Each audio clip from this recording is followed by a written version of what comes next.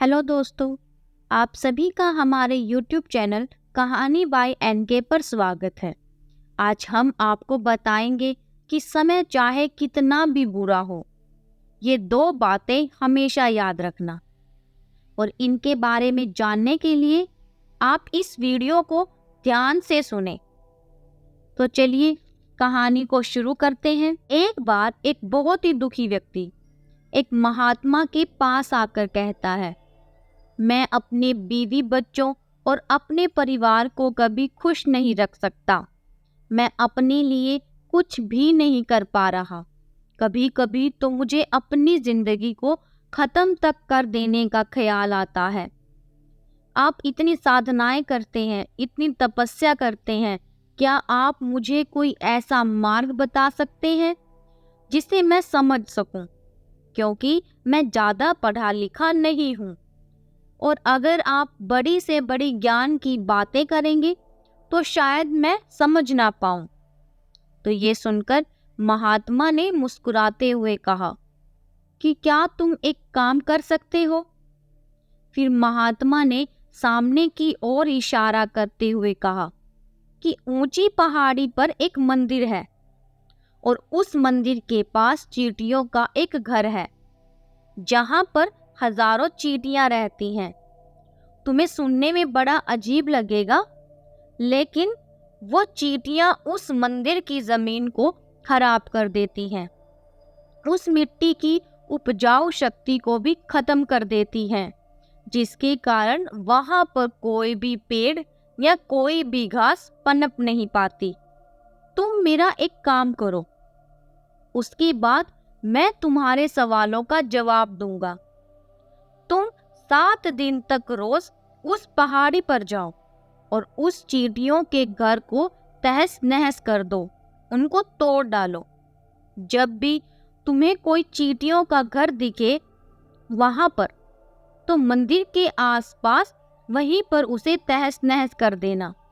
लेकिन याद रहे, घर को तोड़ने में किसी भी चींटी को कोई नुकसान नहीं होना चाहिए, एक भी चींटी मरनी नहीं चाहिए। इस बात को समझने का प्रयास करते हुए वो युवक वहां से चला गया। शायद उसको कुछ समझ नहीं आया था कि महात्मा ने उसे ऐसा करने को क्यों कहा। तो वो उन चींटियों पर अन्याय कर रहा है और उनका घर तुड़वा रहा है, यहाँ तक उन्हें नुकसान पहुंचाने के लिए कह रहा है। आखिर कौन महात्मा ऐसा करेगा? लेकिन फिर भी उस महात्मा की बात मानते हुए वे अगले दिन उस पहाड़ी पर जाना शुरू कर देता है। जब वो पहले दिन पहाड़ी पर पहुंचता है तो देखता है कि वहां बहुत सारी चींटियां अपना खाना जुटाने में लगी हुई हैं। सारी चींटियां एक कतार से चल रही हैं और अनाज के छोटे छोटे कण उठाकर अपने घर में जमा कर रही हैं। यह देखकर पहले तो उस युवक का मन कमजोर पड़ गया।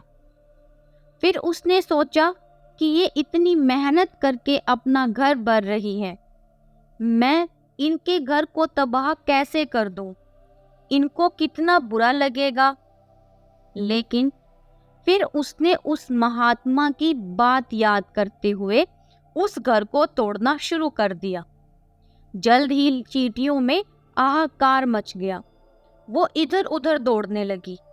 अभी तक जो कतार से चल रही थी, अब वो बिखर गई और इधर उधर अपने आप को पहुंचाने लगी। उनकी कतार पूरी तरह से टूट चुकी थी, वो बिल्कुल ही बिखर चुकी थी।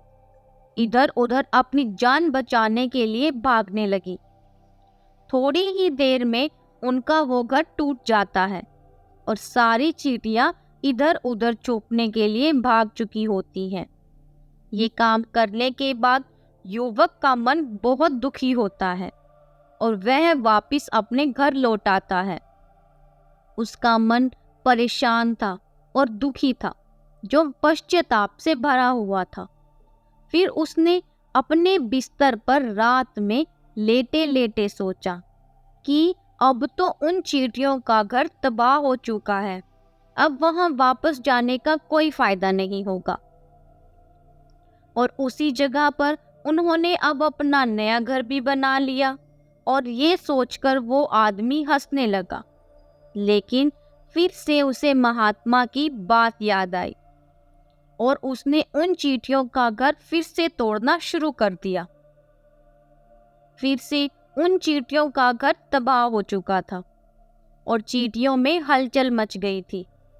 थोड़ी ही देर में वो चींटियां इधर उधर अपनी जान बचाने के लिए भागने लगी। कुछ ही देर में उनका घर फिर से नष्ट हो गया था और वो युवक थोड़ा संतोष के भाव से, इस बार तो मैं अच्छी तरह से घर को तबाह करके जाऊंगा। अब तो वे चींटियां यहाँ पर अपना घर बना ही नहीं पाएंगी। इसीलिए उस युवक ने जाने से पहले वहां पर ठंडा पानी भी डाल दिया ताकि चींटियां वहां पर अपना घर ना बना सके। और इस तरह अपना कर्म पूरा करके वो युवक फिर से अपने घर पर आया। आज रात वो सोते वक्त फिर से युवक यही सोच रहा था कि महात्मा ने उसे यह काम क्यों करवाया। क्या किसी का घर तबाह करना किसी सिद्ध पुरुष को शोभा देता है? क्यों? अगर वो महात्मा सिद्ध पुरुष है ही नहीं तो? अगर वो होते तो वे ऐसा कभी नहीं कहते। कहीं वो मुझे बेवकूफ तो नहीं बना रहे? लेकिन फिर उसने निश्चय किया कि मैं अपना काम पूरा कर लेता हूँ और उसके बाद ही महात्मा से मिलने जाऊंगा। वह यही सोचकर रात में सो जाता है।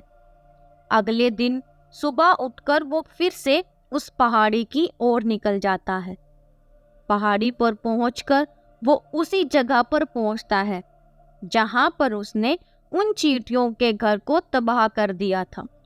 और वह यह देखकर खुश हो जाता है कि अब यहाँ पर कोई घर नहीं है।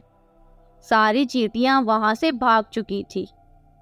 अब उसने सोचा कि अब मेरा रोज रोज यहाँ आने का कोई फायदा नहीं, क्योंकि चींटियों ने अपना घर बदल दिया है और महात्मा जी ने मुझे 7 दिन आने के बाद कहा था, लेकिन आज तो तीसरा ही दिन है। अब बाकी के 4 दिन वापस आने का कोई फायदा नहीं होगा। वह यही सोचकर उसने निश्चय किया कि वो यहाँ से सीधा उस महात्मा के पास ही जाएगा और उनको ये सारी खबर बता देगा। जब वो वापस मुड़कर उस पहाड़ी से महात्मा की कुटिया की तरफ जाने लगा, तब ही अचानक उसकी नज़र एक और घर पर पड़ी जो कि चींटियों का ही बनाया हुआ था। मतलब कि वो घर चींटियों ने नहीं बनाया था और अब वो चींटियां एक नए घर में वास कर चुकी थी। अब वो उस पुराने घर में नहीं थी। उन्होंने अपना एक नया घर बनाया। नया घर उनके पुराने घर से थोड़ी ही दूरी पर था। और जब उस युवक की नज़र उस घर पर पड़ी तो उसने सोचा कि शायद महात्मा को पता था कि यह चींटियां अपना घर यहाँ से बदलकर किसी दूसरी जगह पर बनाएंगी। इसीलिए ये उन्होंने मुझे 7 दिन का वक्त दिया था। और यह विचार करके उसने उनका नया घर भी तोड़ दिया। जब वो वहां पहुंचा तो चींटियां अपने अपने कामों में लगी हुई थी। वे अपना खाना इकट्ठा कर रही थी और अपने घरों में जमा कर रही थी।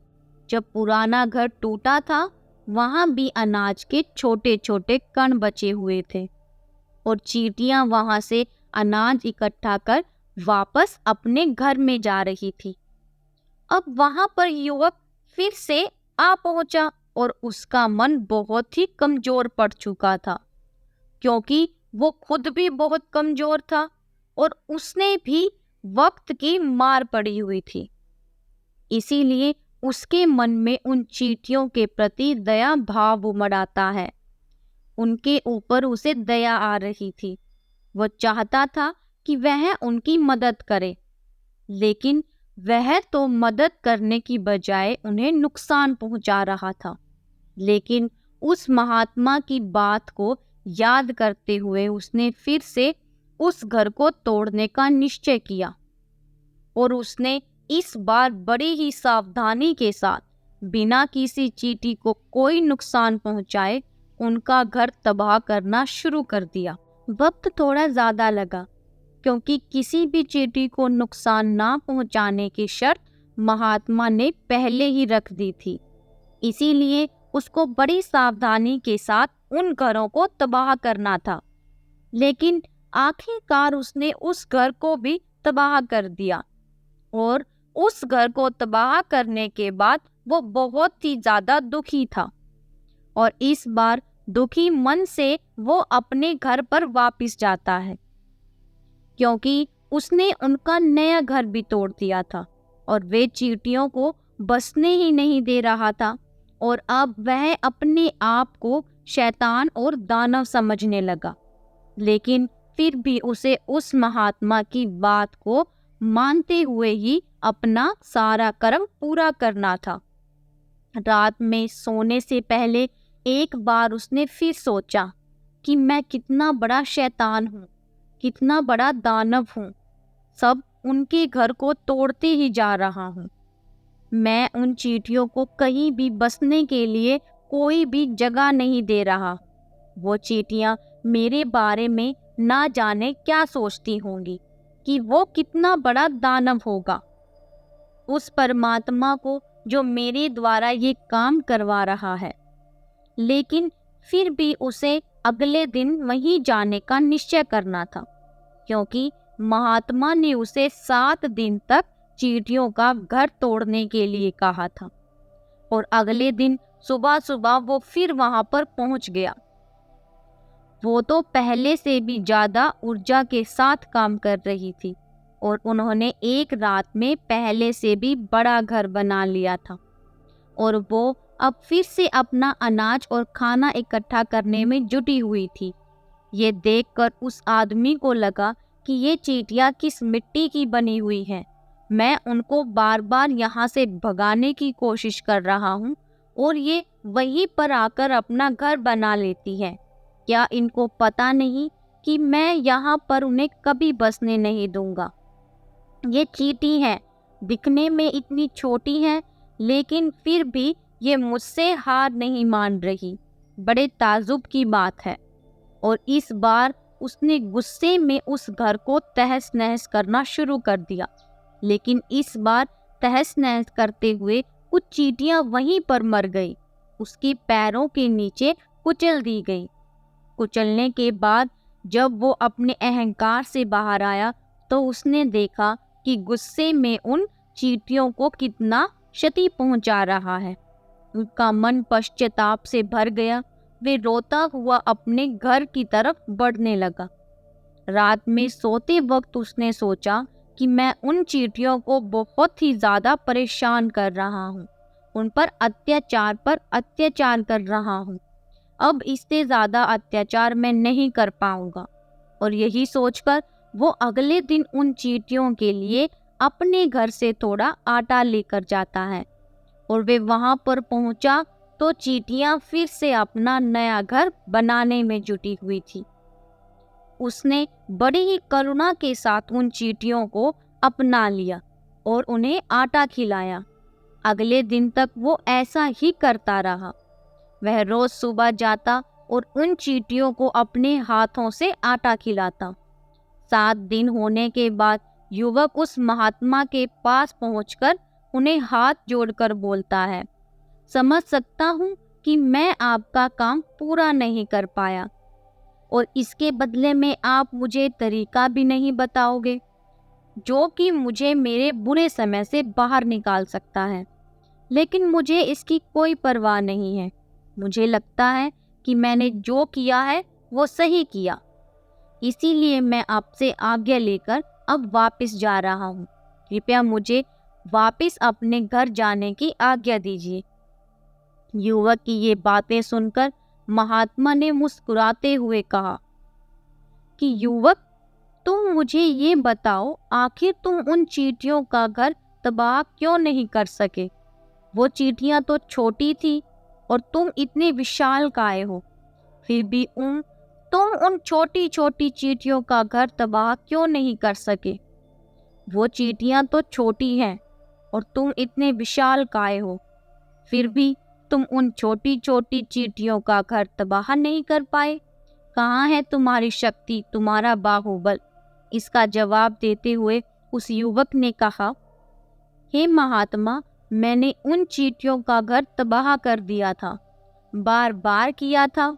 एक बार तो मैंने गुस्से में उन चींटियों को हानि भी पहुंचा दी थी, लेकिन जिस दिन मैंने उनको हानि पहुंचाई, उसी दिन मुझे लगा कि मैं उनको क्यों हानि पहुंचा रहा हूँ, क्यों इनको इतनी तकलीफ दे रहा हूँ, और उसी दिन से मैंने उनको क्षति पहुंचाने की बजाय, नुकसान पहुंचाने की वजह उनकी सहायता करना शुरू कर दिया।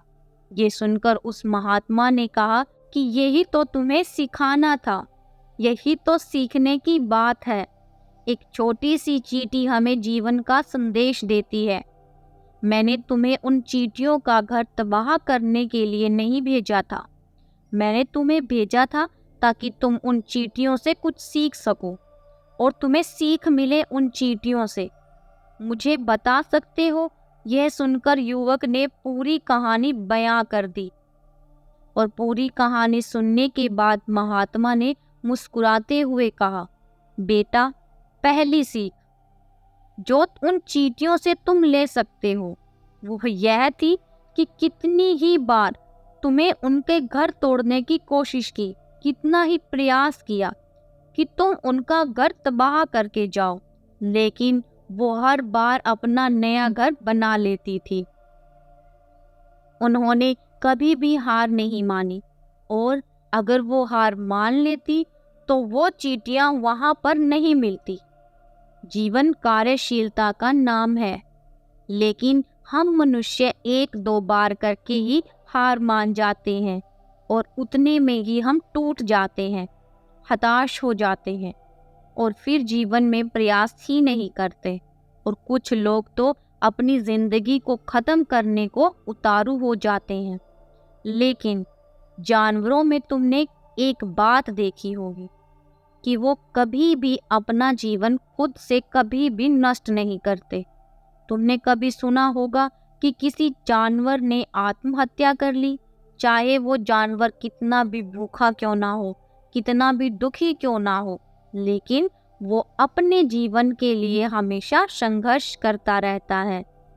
लेकिन वहीं दूसरी तरफ हम मनुष्य एक दो बार में ही हार मान जाते हैं और अपना जीवन खत्म कर लेते हैं।